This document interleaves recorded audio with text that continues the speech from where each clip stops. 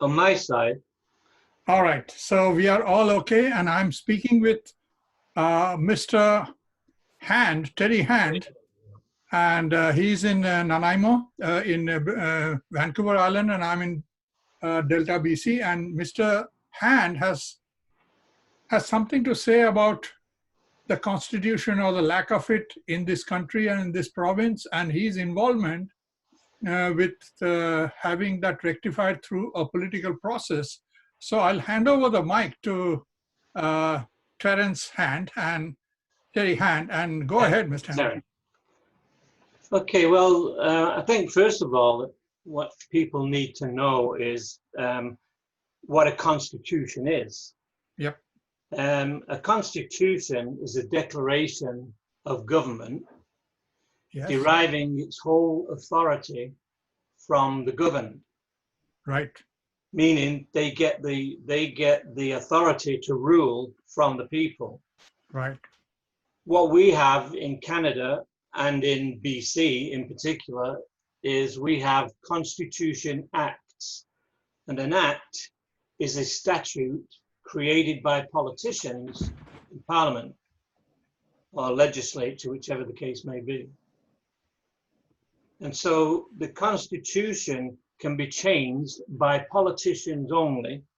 We have no input whatsoever on how they change that Constitution Act. And that is the basis of our problems. Mm-hmm. If we had a lawfully ratified Constitution, ratified by the people, then the government would be subject to the people. Right. Not the other way around. Right. That's the basis. And we've been like that in Canada since 1867, since the establishment of the British North America Act. And we've been like that in BC since 1871, when the first written Constitution Act was put into force. Okay. The politicians, they basically don't care because it gives them their own authority, an assumed authority to rule over us. Right. They say what's going to happen, and we have no choice. And that is why when you elect a representative, which we call representatives, everything that I shouldn't say everything, but most things that they enact in the legislature or in Parliament, we then have to protest against. So people really have to ask themselves, what's the point of having a representative if every time they enact something or propose something, we end up having to write letters or demonstrate or choose civil disobedience to get them to stop what they're doing? Yeah. So that's basically the groundwork for of a constitution and why we need a properly lawfully ratified constitution by the people. Yeah. I'm not involved in politics today. We had a BC political party that was registered here in BC, the Refederation Party. It began in 2001. And we had as many as 22 candidates running, I think, in the 2009 election. But what we found, most of the executives, myself included, were all over the age of 70. And what we found was that we weren't really making any progress with the people. The electorate, the voters, they were still wanting to continue with the old Westminster political system and continue to complain and argue which one was better than the other, NDP, Liberal, Conservative, whatever. And so we didn't get the following that we needed to be able to have an established party, which is a shame because that was our sole objective, was to hand the power to the people. Yes. That's basically it from my end. If you've got Okay, any so questions. if I may ask 2-3 basic questions. Canada does not seem to have a constitution, and therefore one could argue that democracy in Canada by definition is non-existent. That's correct. We don't have a democracy. Okay, now to correct it, one would ideally have to have public participation in writing up of a fresh constitution and then having it ratified, modified, or changed till majority of the people are happy with it, and then enforce it, and then onwards have a government that follows that. Right. Now, if that is not possible for one reason or another federally, is that why the provincial efforts such as yours came up? Because yours is a provincial effort and not a federal one. Right. Well, there was something that happened in 1931, which most Canadians don't know about. On the 11th of December 1931, the British government brought into being the Statute of Westminster. And that statute gave sovereignty to the provinces of Canada. Can I interrupt you by asking, where did the name Westminster come from? Is it from the last surname of the royal family, or what is it about the Westminster? Okay, Westminster is the seat of government in the United Kingdom.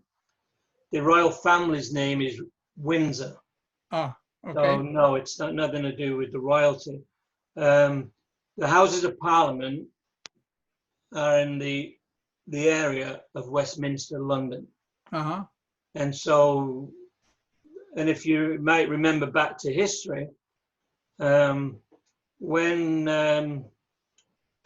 John A. Macdonald and the founding fathers of Canada sent the Quebec resolutions to England to create the alleged constitution, they stayed in Westminster, and the English government took those resolutions and created the North American, the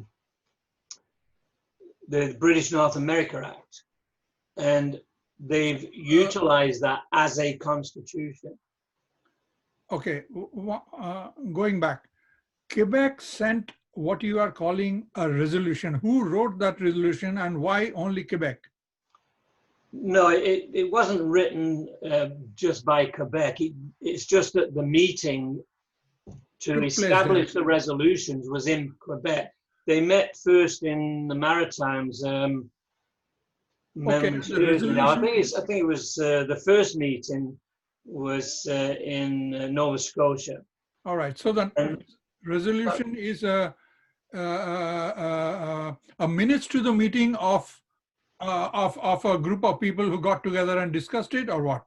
Yes, it was a meeting of heads and interested parties from the different provinces. At that time, it was Upper Canada, Lower Canada, which is Quebec and basically Ontario, and then there was 2 maritime provinces, and they wanted to form a federal government. And they wanted to form a federal government, a small federal government, incidentally. They wanted to form a central government that would look after things like military, defense, excise taxes, and other things associated with the duties of a federal government. The provincial government, they wanted provincial government to have control over all direct tax. Direct tax is when they tax you directly through, let's say, income tax. That's a direct tax. And things like, what do we have now? GST. That's a direct tax. And there was a few little shenanigans went on there too. They changed a few things in that in those resolutions.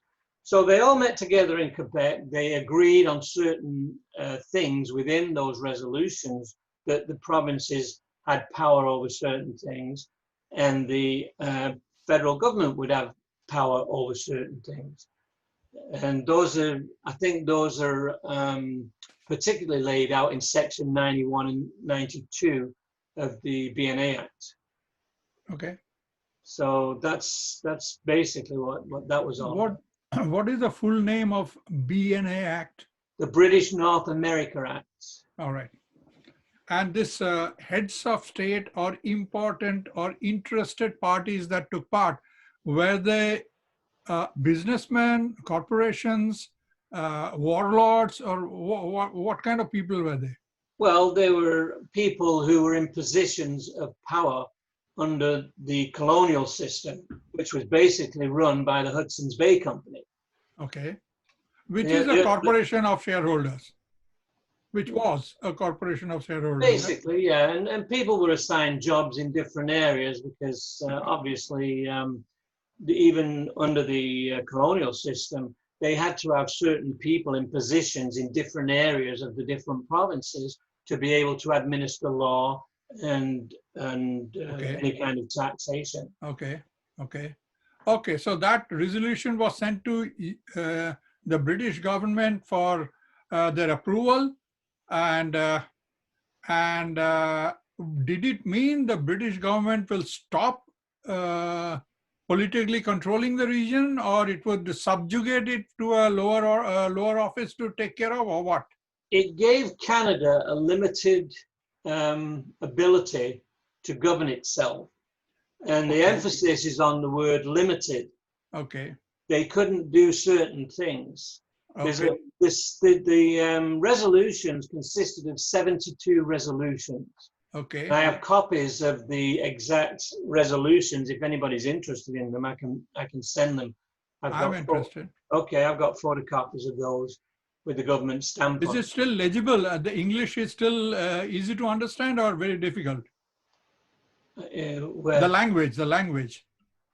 In the resolution. Oh yeah, it's plain language. Yeah. Okay. And you can actually go on government archive sites and find them. I think they cost us $10 for a copy, and it has a stamp on which authenticates it. But I got those. I'll send them to you. Okay. Okay, go ahead. And this was 1864 was the Quebec meeting.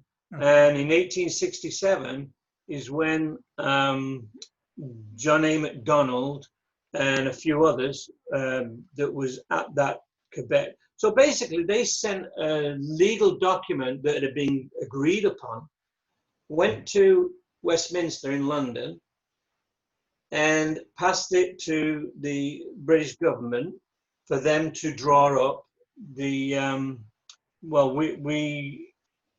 the Constitution would have been nice, but we didn't get that. We got a Constitution Act, which is the British North America Act. And while those resolutions were there, they were changed. There's a wording within that Constitution that gives power to the provinces. The provinces had exclusive power to direct tax the citizens of the province, okay? The federal government did not. Okay. But the way it was worded, I should have been ready and had a copy of those. Okay, never mind. You're doing good. Go ahead. But anyway, the word other was left out of the final BNA Act. Which word? What word? Other. O-T-H-E-R. What's the implication? What's the meaning of leaving it out? Okay. In the resolutions, it says that the federal government will have authority to raise taxes by excise, and then it said, I'd have to read the actual sentence. Let me see if I've got it on my desktop here. Just hold on a second, Tom. Okay. I'll just bring it up. No, generally, the missing of the word other, what did it mean? It means that we lost out an ability to do something, or what? Yes, it does. It gave the opportunity for the federal government at some time in the future to be able to come in and direct taxes through income tax. Oh, That's basic, because in the British North America Act, that word was taken out, and the new wording became the authority to raise money by any method of taxation. In the Quebec resolutions, it said any other forms of taxation. So you see the difference. what is the difference? Well, the difference is one negates the federal government the power to direct taxes, and the other keeps the direct taxation of citizens an exclusive right of the provinces. And that was demonstrated Oh, I see. in 1917. We never paid income tax in British Columbia until 1917, when they brought in the War Measures Act to pay for the war. But they had to come into the BC legislature, they had to put a request in, the federal government, and they requested to be able to tax the citizens of British Columbia. And so they brought in a War Measures Act. I have a copy of that. A request permission to tax them directly from Ottawa or through British Columbia? Correct. Yeah, correct. From Ottawa. Oh. And anyhow, we know the result of that was they allowed them the right to tax us. And it was a temporary tax. Yeah. And here we are about 103 years later, Yeah. and we're still paying it. Yeah. So we basically send all the money to Ottawa. The provincial government collects some income taxes from them. It gets sent to Ottawa. And then Ottawa decides what they're going to give us back in transfer payments.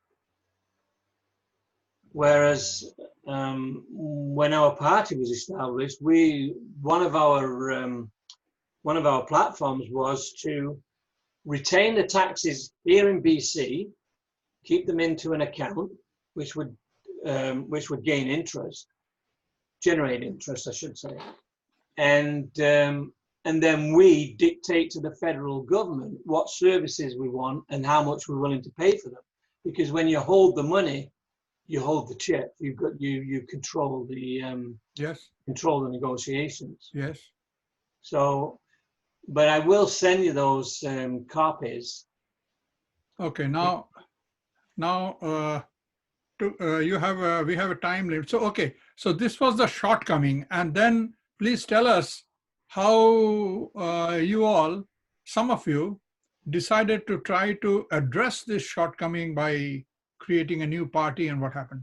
Okay, so the party was established in 2001, 2000, and the main platform was first, once we got into office, would be within 100 days, create a direct democracy act for the people. Now, a direct... That is, if you get elected... once we're elected, yeah, okay. Establish a direct democracy act. Okay. Within a short period of time. Yes. What that does, it transfers authority to the voters. So let's say, for example, after that's been established, and our government or any government that follows us, any action they take in any shape or form, whether it's the introduction of some kind of a statute, or if it's a proposal. Let's take, for example, Site C. Mm-hmm. So if the people didn't want that, then they would have the right to bring under the Initiative Act, they would be able to bring it up as an issue, collect signatures, And once they got enough signatures, they could force a referendum on the issue. And if that referendum, the people agreed to veto the government's plans, excuse me, plans, then the decision would be binding on government. And an excellent example happened in 2010, and I was involved in that as a regional organizer. In 2010, the federal government wanted to bring in HST. Yes. Okay. Now, pretty well most of British Columbia didn't want that. They were against it. It was going to cause a lot of increases in costs to people who couldn't afford it. And there was other considerations. One consideration, which a lot of people didn't consider, is that once the federal government is able to direct tax provincial citizens through the HST, then the next step is to come in and try to get control of the provincial sales tax. So basically what they're doing is they're encroaching on a regular basis on provincial exclusivity. Yeah. Yes. And so there was a referendum held, and Bill Van der Zalm, who was an ex-premier, he was one of the people that, well, he was the proponent. He proposed the referendum, and we obtained somewhere in the region of 750,000 signatures. And so the HST was defeated here in British Columbia. That signature was only to force the referendum. The referendum was open to all, correct? The referendum was open to all eligible voters within BC. They had to be registered. Yeah, and 760,000 was the... Yeah, there was more than 750,000 signatures taken. Now, not all the signatures got through because, you know, people... So the referendum was not so much like a ballot box. It was like a signature a paper where you actually sign whether you agree to the HST or do not agree. Right. We had signature sheets with 10. I think there was 10 places on it, and the person's name had to be printed on it, address, telephone number, and they had to. I don't even remember. I was here that time, but I don't remember the details. Yeah. Well, I was one of the organizers for getting the signatures. And in fact, Nanaimo was the first city in BC to reach the official requirements of 10% of the electorate. That is to force the referendum, not the referendum itself. No, that was during the referendum. So you had to collect 10% of the voters' signatures in every riding or district, whatever you want to call it. And that law still exists now. What you did in 2010, that process is still existing today. Oh yeah. So if essentially 10% of the current voter population demands a referendum, let's say, on creation of a federally ratified, not federally, constitutionally ratified government for British Columbia, that would have to go into a referendum. Yeah, but it would be a provincial referendum for British Columbia. Correct. Two separate items. So 10% of the current voters, I suppose our population is 5 million, and out of which adult eligible maybe, I don't know, 3 million. So you're talking about 300,000 people or what? Well, I can't remember the figures. I do know that we had over 750,000 signatures at that time. Yeah, and there was 85 electoral districts, and we have to have 10% in each district. And if one district failed to get that, then the whole thing would have been squashed. That's very unfair. It is. It's well, the Initiative and Recall Act, which was introduced by Van der Zalm when he was in power, he lost the referendum to introduce the Initiative and Recall Act was placed on the ballot for the, I think it was the 1991 election. So it was two separate things that voters were voting on. Anyway, it won. And so we, the incoming premier who won the election was Mike Harcourt. And Mike Harcourt said that he would honor the people's decision. And he did. However, the Initiative and Recall Act was much watered down by the time it was completed. So it's quite restrictive. So back to your effort to get a not a referendum, get a constitution for BC through this party. So then within 100 days you would try to do it, and then what happened? Go on. Okay, so the first step was to bring in the Direct Democracy Act. Now the people have a participatory democracy. Then a constitution would be created. It would be given to the voters to peruse, to understand, and then to consent to. Ratified means consent. Yes. Once the people consent to it, then it would become law. And the other thing that we intended to do with that constitution was that the constitution could not be amended under any circumstance without the consent of the people.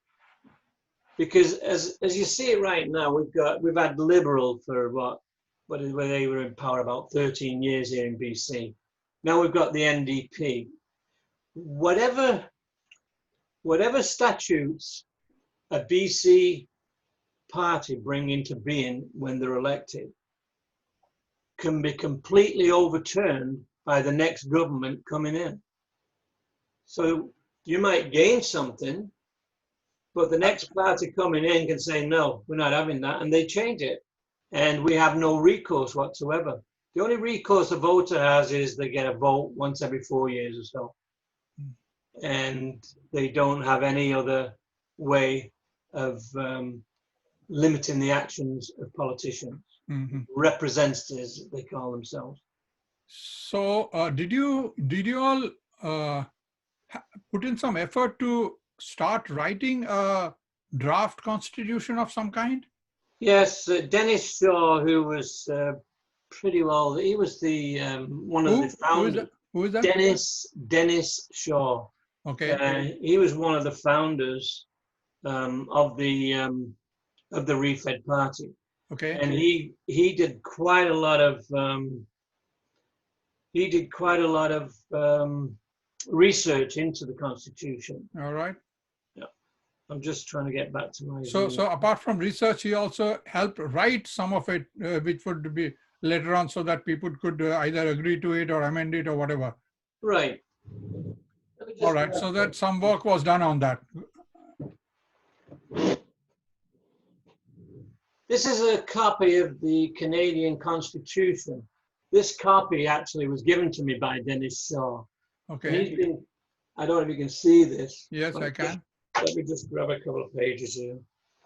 He's been through this book backwards and sideways, highlighting and underlining, and he's used that to help him create a constitution that will benefit the people of BC, not the government and not the corporations. Okay. So then what happened?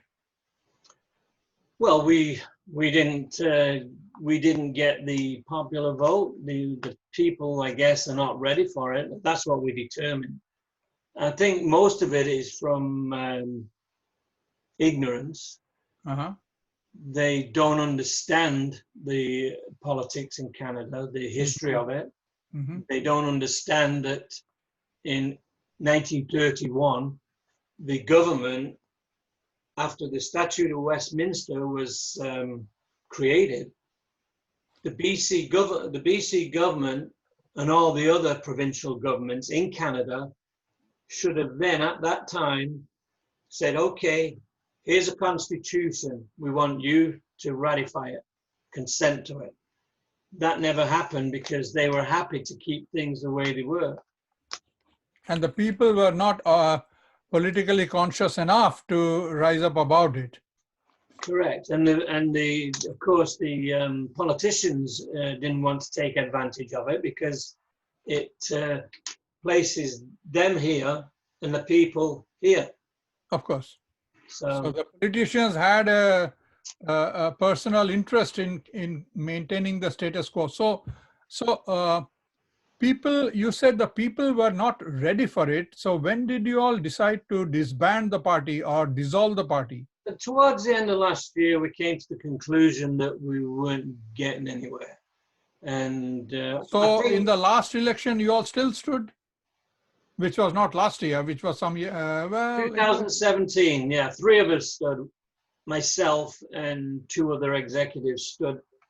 I see. I stood for Parkville, Qualicum area because I live in that area.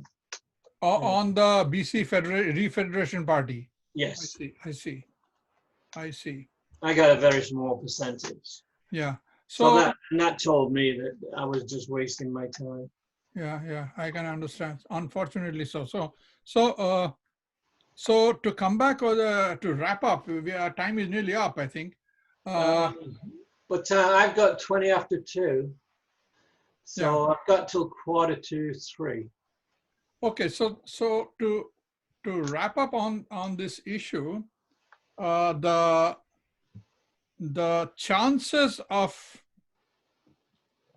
British Columbia getting engaged in getting a constitutionalized government in place, would you say is as remote as it was when you all started it, or in the last election when you decided to give it up? Or do you think that there might be a small trickle of interest again because of an unrelated issue of COVID-related lockdowns and whatever is happening? I think that this present situation is impressing on people that there are things that are really wrong, and I think that people are starting to become aware of that more so. As far as it having any motivating them to look at direct democracy, I don't think that will make a difference, because if they don't understand the government process that they're in, the Westminster system of government, and put it this way, on July the 1st every year, 37 million Canadians run out with a flag and celebrate Canada Day. They celebrate the Confederation of Canada. Which doesn't exist. It never happened. Mm-hmm. It never happened. It's as an illusional as our democracy. Okay. Yet, on the 11th of December every year, it's the only day that you get the British and British and Canadian flags flying on public buildings. And yet most people don't have a clue what it means. Mm. It celebrates the creation of the Statute of Westminster, which should have meant freedom for all the provinces and sovereignty. Mm.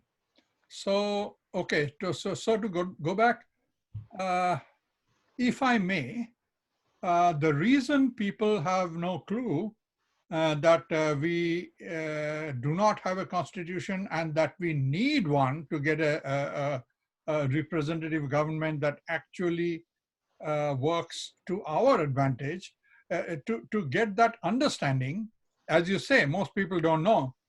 If I may interject here, saying that one of the reasons the people do not know is because neither the political establishment nor the televisions nor the mainstream media ever covers the story properly, representing the people's side of it.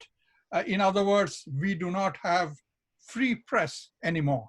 No, we haven't had free press So, for so a long, long would you agree that one of the reasons of the ignorance is that we lost our freedom of press, freedom of expression, honest freedom of expression, one way or another, a long time ago? Yeah, that's partially true. I think the other thing is that our education system fails. If you look at the education system, there are four things that are very important to a person when they leave school. In fact, these four things affect their life more than any other. Law, politics, what would the other one be?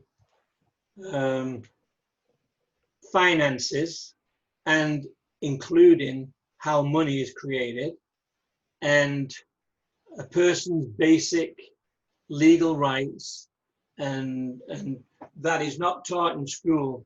And I think it's not taught because it's a deliberate. So it keeps people dumb as yeah, far as politics, law, and the other things that matter in life. yeah. So once again, yes, that it is not being taught and taught in school, and also that it is not being covered by other sources of information after you're out of school, Exactly. such as, so these two, let's say, these two causes, there might be others to do with whether our legal system is really unbiased and fair to those who don't have enough money or power, on whether the political system is transparent and fair. All these things are there. Now, the thing is, if these are the root issues why people remain ignorant, and therefore chances of a referendum, of a federation is remote, what are the chances of fixing these individual pillars that we have, pillars of democracy that we do not have anymore? As far as the people, It's like the becoming chicken and egg. aware, What is what is it that one should address first in order to achieve the second? well, knowledge is the first thing. We need to educate the public. Right, but that's just a superficial, I mean, that's just a talk. Knowledge is essential, but how do you deliver it? If the mechanisms are not in your control, then how do you deliver the knowledge? You need to get the mechanism in your control. How does one do that? The only thing that we can do right now is to pass information along, and some of it will stay. You got to remember that the media does a fine job. They do a fine job in distracting people. Yes, yes. The Romans, to keep the people's attention away from the Senate, they developed the gladiator games, and they gave the people free bread. So their attention was on the games. So we've got all kinds of things that can take our attention. We've got sports. We've got silly celebrity shows.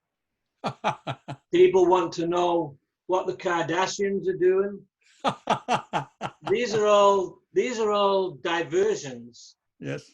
The Romans too developed the idea of divide and conquer.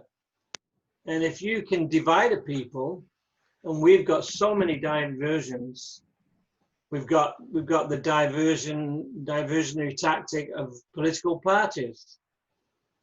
That gets people fighting against one another. Well, the Liberals are better than the NDP, and the NDP are better than the Liberals, and so on. And so that's another diversionary tactic. Misinformation is another one. Religion, racism, they're all diversionary tactics. All right. So let me ask you another thing. Although BC Refederation Party is not in existence anymore, No. there is a group, at least on social media. I don't know whether they are actually physically present in the documentation or in infrastructure anymore. But there is there's a group that is talking about unifying the people and writing new constitution for every province. Now my question to you is, if these people get enough supporters to start collecting signatures in today's background, the kind of lockdowns, kind of you can say unconstitutional decision making that is taking place for shutting down businesses or shutting down or doing all kinds of things that would have been unimaginable a year or two ago. So in this background, if people start collecting together to try to gather signatures to force a referendum or something like that, let's say 10% of the population, let us assume British Columbia has 5 million people about, let us assume that 3 million of them are eligible voters, in which case 10% would be 300,000. You told me that it has to be in every district. That makes it a lot more complicated, but let's just, for the sake of argument, this 300,000 people are, there is a chance that this number would be reached, and the way it is going from town to town and district to district. Do you not anticipate that the people who lose power by having this happen would call the army out? Who knows? I don't know. I I don't mean, know what they would do. I mean, if they want to appear to be a dictatorship, then maybe, yeah, they would. well, I got to say one thing too. yeah. I know the group you're talking about with this Unify the People. My feeling is that they're wanting to do it on a federal level. First off, that's the one thing. And secondly, any petition that they have has to be a legal petition. What petition? I won't say lawful, I'll say legal, okay? And you would say illegal or legal? I would say legal. Okay. It has to be a legal petition. And the only one that exists in BC is the People's Initiative and Recall Act. That's the only way that you can do it for it to be accepted by the government. Now, the other thing about the Initiative and Recall Act in British Columbia, I said it was watered down. The other thing is that it's not binding on government. Oh. So that was one of the things that we wanted to change. We wanted to have all referendums, the results of all referendums binding on the government in power at the time. My question was, just like there was a kind of a war of independence fought by the Americans, and also, well, many others had struggled for independence out of the British colonial system, like in India and some other countries, and they all ended up having a constitution, but they had to go through a struggle, and the struggle often involved violence and bloodshed by the government that was ruling them. They didn't want to give up the power, even if it was a popular mandate of non-violent people or not, whatever. There were, when your existence or your modus operandi, your lifestyle is, your control is threatened, then they have in the past, on occasion, brought in the military power to stop it, if possible. Yeah. So that in that context, I was asking, if the political system is so entrenched for so many centuries, and Canada has never had a history of successful uprising of the people towards a constitutional democracy, and if there is even a hint of something like this happening in this present scenario where absolute power is wielded by different levels of government without any consultation with the people, and people are kept befuddled anyway, what are the chances of this happening without violence? Well, if we're using their system, if we're using their system to effect the change, then they can't argue with that. If if the electorate of BC decide to elect the BC Refederation Party, for example, then they've been elected under the lawful or legal rules of the province of BC. So once they're elected, they have full authority to go ahead and do what they want, provided the voters consent to it. So it is back to the issue of the chicken and egg. The people don't know, and therefore they don't want to go for it. And how to make people know, the avenues of making them know have been already under control of the... Yeah, I don't know. I mean, I just put information out there and hoping that enough people start to take their eyes away from the Kardashians and start looking at the province that they live in. And okay, here is another question. We have the third level of government, which is the municipality. Right. Is there anything that people can do at the municipal level? Well, I understand that even taxation, I'm not talking about federal taxation, but municipalities do tax you for your property. Do they have the right for it, or can people do something about it, or what? well, the property taxes covers a lot of things. Your services, your schooling. You know, people think that income tax covers education and roads and things like that. That's not so. The biggest part of income tax goes to pay interest on the debt. Now, I've had arguments with other people saying, well, no, they're used for this and they're used for that. For example, social programs. But the thing that you've got to consider or remember is that governments don't have money, first of all. They rely on taxes, and they also rely heavily on loans. Yes. And that's what the Bank of Canada is there for. Yes. They borrow from the Bank of Canada at interest, and we're the ones that pay it back as voters in taxes, indirect taxes. There's all kinds of taxes. Yeah, I understand that. However, it still leaves a question in my mind, at least. Where do banks get their money? And money, unless it falls from the sky, nobody should have any money. The banks create money. So they just write it up, and the government backs it. That's what banks were created. Did you get a video from me?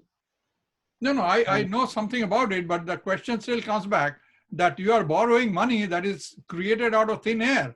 Exactly. There's a book that one of our executives wrote, and I'm trying to get this online for free now. Oh, I see. You see that? Yeah, I see that. That's got the full information about how money is created in Canada.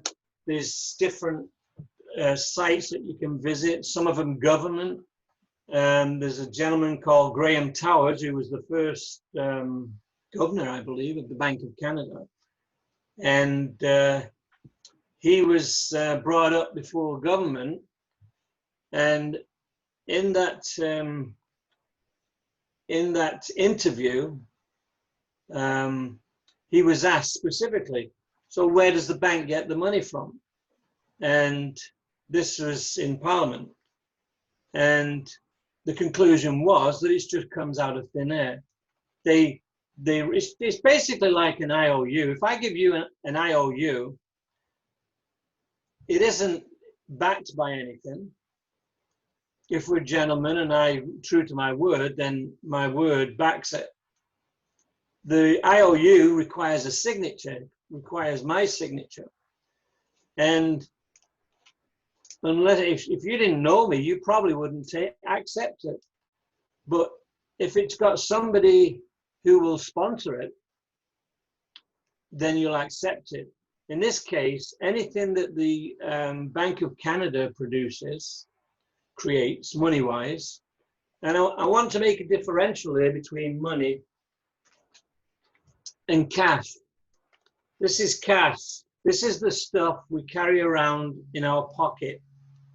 We don't own this. This is owned by the Bank of Canada, who created it, okay? It's it's used and given to us to perform transactions so that we can buy and sell goods in the marketplace. There are other types of money which you don't see. You don't carry them around with you. They're usually on computers, or they're on ledger sheets in banks and insurance offices and other financial institutions. That money doesn't exist only on paper. But that amount of money is like this much compared to the cash we carry around in our pocket, which is about this much. I think the ratio is about 3%. And every single dollar of that money in the ledgers and computers was borrowed into existence. Now they charge interest on it, which means that you can never ever pay off the principal and the interest. It's a mathematical impossibility. And the reason is no interest is ever created. If you buy a house for $500,000, the banker doesn't say, okay, there's a note that says you've got $500,000 credit. Oh, by the way, you're going to be paying $350,000 interest over the next 30 years. So I better give you another check, or I better put another $350,000 in your account to show that you can pay that back. Mm-hmm. You get that concept? So yeah. If there's $1 trillion in circulation in Canada, just an example, and it has interest on it, you have to pay back interest on it. Where You does can't pay the interest out of the same money that you borrowed in the first place, which you are supposed to return anyway. On top of that, you are supposed to produce the interest. Yeah, but you don't have. If there's only $1 trillion in circulation, and I don't know what the percentages that would be, but if there's only $1 trillion in circulation, we know that interest is going to increase that amount. Yeah. So how do you pay it? If it's $1.8 trillion that you owe because of interest, where does the other $0.8 trillion come from? Yeah. It's not there. It's not been created. So okay. So any last word on the wrap up? I mean, the idea of creating this Zoom meeting is to keep people aware from our end, what little we can do, to promote the idea of democracy and to dispel the notion carried in the minds of a lot of not only Canadians, but a lot of people around the world who think countries like Canada is a country of milk and honey and freedom and democracy, and they have to run away from wherever they are because they are being run under a dictator or poverty or war or etc. and come to Canada and everything is hunky-dory. It's not so. So to spread this awareness, what is the last word? You were personally involved in trying to rectify the system and you failed because as you... Right, we didn't get the support. People don't get it. So the people who are coming in, they don't get it even more. I mean, people born here don't get it, and people who are from other side of the world, of course, they don't get it. So what do you have to say? What do we do? The only thing I would say is that people really need to get their head out of the TV box and start looking around them and finding out more about their situation. I think that if people ask themselves just one question, how come every time I vote a government in and they start to enact statutes, how come that most of the time when they do that, I have to then go out and fight them, either by protest, letter, or some other civil disobedience? Because if that person represents me, why do I then have to protest everything that he's doing? Okay, so, all right. So here is another question. If we are to try to raise awareness of getting a constitutional democracy, would you say it is more logical to do it at the provincial level or the federal level? Yes, because the Statute of Westminster provided that for us. It's never been enacted on, but it can be. On the provincial level? Yeah, every province in Canada. And if one province was to get direct democracy and a lawful ratified constitution, then once the other provinces saw how well that worked, they'd all want to get onto it. And once we get most of the provinces on board, then the federal government could be changed as well.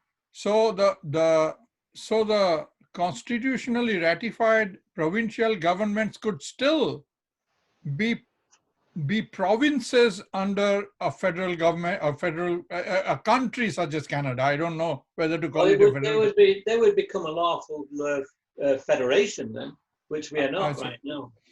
Okay, so if one was to try to use the existing system, which, as you said, if you play within the existing system, there logically there should be no rule, there should be no cause for calling out the army. So in that case, in the existing system and in British Columbia, one should ideally start a petition, legal petition as you call it, for calling a referendum, and that referendum, what should be the language of the referendum with regard to having an aim to have a constitution? Well, I'd have to think about that one, but to put on a... what kind of language? I mean, we are looking for, let's say, roughly 300,000... Personally, I don't think a referendum would work. I think votes are the things that count. People need to... We need to have a party that's committed, as we were, to bringing in a constitution and the Direct Democracy Act. And if we can get a party, I'll support it, no problem. And if that party's committed in doing that, and it comes from the ground up, and everybody supports it, then the problem is solved, because they go in and they do exactly what they're supposed to do.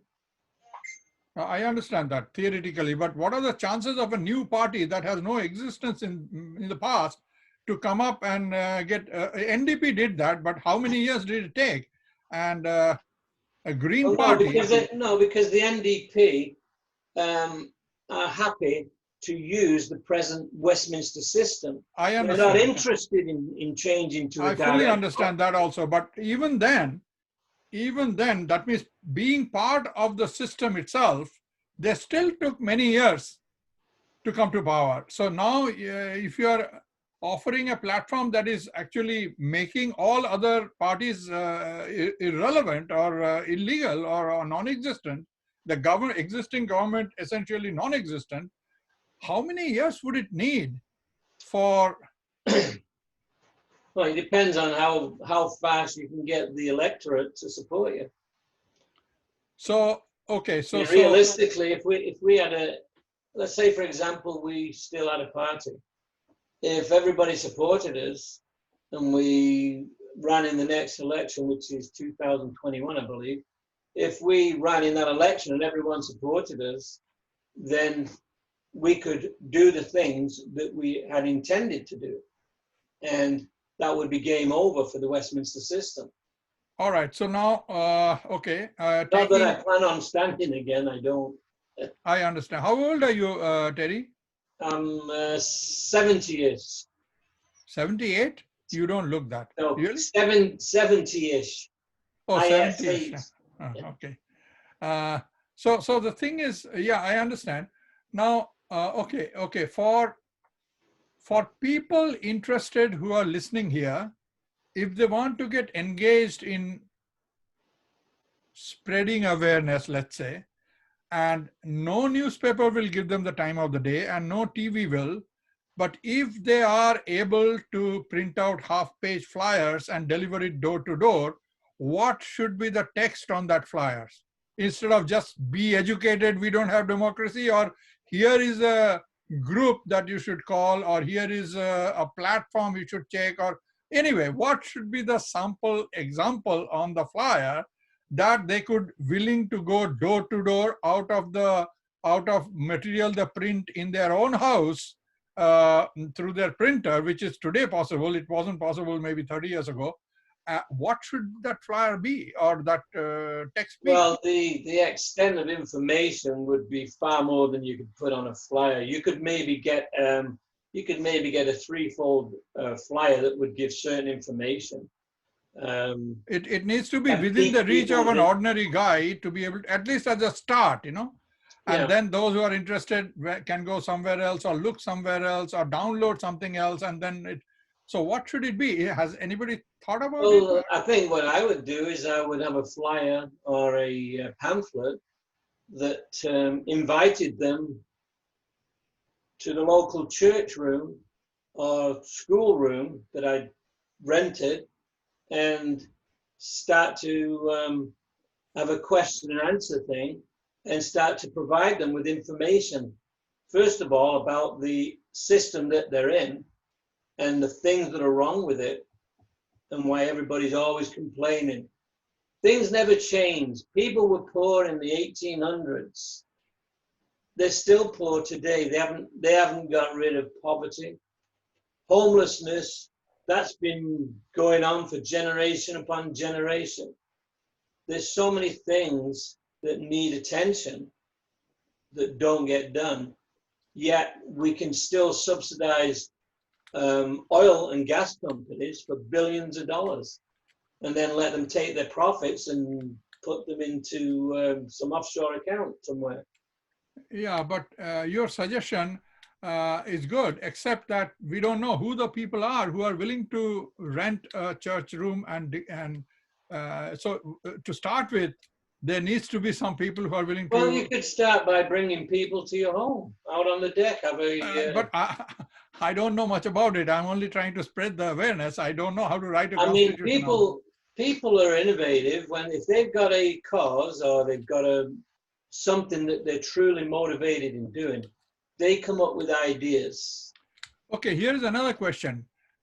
Again, I'm going back to the municipality. Supposing people do not have the numbers or the time or the money or the whatever to make a change province-wide, let alone federal-wide, but they might be able to get 500 people in a particular town to force the municipality to do something. At least it is one level of government that could start to push back against the other two. Is there something that one could also think about? Well, you could, if you could get a local government to be to have a direct democracy act. Is that possible? It was tried in North Vancouver. Oh, really? And yeah, and I've got the information on that. And it was shut down because of based on a case between some contractor that wanted to build a golf course or something. But basically, it's because the provincial government wrote the Municipal Act, and they placed in the Municipal Act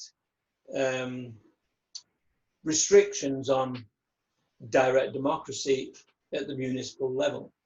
Oh. So that's why I say it has to be done from the provincial level and then expanded upon. So here is two questions for you. I'm sorry for giving you more homework. One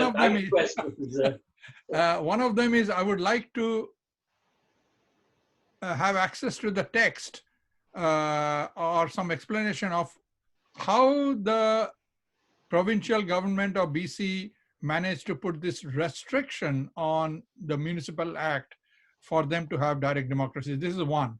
And second is there any way I can talk to someone, just like I'm talking to you, regarding the BC Confederation Party, Reconfederation Party, anybody that was involved and knows a little bit more about the North Vancouver's effort to have direct. Well, I've got the information on North Van. I got it off the net, and I'd have to dig back through my records. I mean, was it a long time ago? Oh yeah, it was. Well, it was at least 10 years ago, I would say. I see. At the very so you would not have any access to somebody I could write to or talk to or send an email to or just to inquire? All I can say at this point, Mike, is I can look back and see what I do have. Okay, if I Google it, direct democracy, North Yeah. Vancouver, something might come up. Yeah, just put on, does North Vancouver have a direct democracy act, or have they ever had a direct democracy act?